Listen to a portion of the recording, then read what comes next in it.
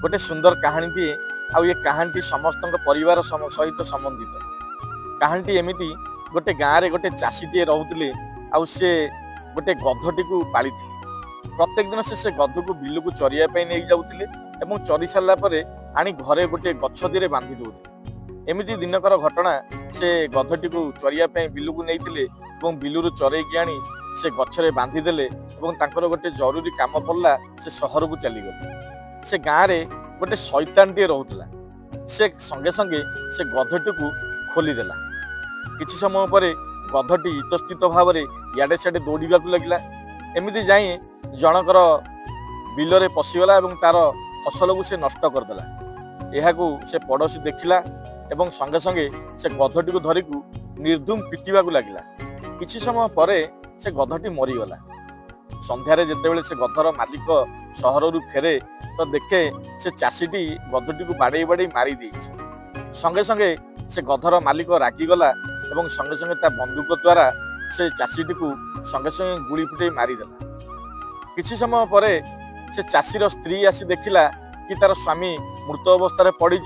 सी भी संगे संगे रागिगला आउ ता बंदूक देहरे से चाषी से गधर मालिकटी को संगे संगे गुड़ी कर मारिदेला ये कथाटी गधर मालिक आनी जानिला एवं सी संगे संगे कौन कला ना ता पुओ को कहला कि पुओ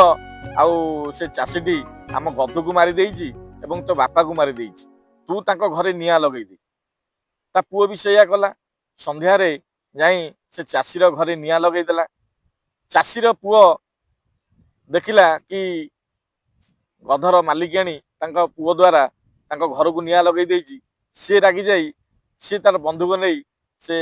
गधर मालिक आनी आ पुओ को भी मारिदेला कहानी कहबार तात्पर्य यह है जे प्रत्येक घरे एमती गोटे गोटे गध बंधा ही खाती आउ प्रत्येक गाँव में एमती जड़े जड़े शैतान था से मैंने कौन करती ना सुजोग गुंडी से गध कान कुमंत्रणा दियंती गध तो किसी करे से घरे बंधा है खाए तो कुमंत्रणा दे एमती निजर परिवार को निज हाथ में सी नष्ट करती आउ निजर साहिर परिवार को मध्य नष्ट करती पड़ोशी परिवार को मध्य नष्ट करती तो कहानी आम एतिकी शिक्षा लाभ कले जे गाँव में थी यही शैतान लोक आपण मैंने दूरे रुहतु गध तो सब से गध सी तो किसी बुझीबनी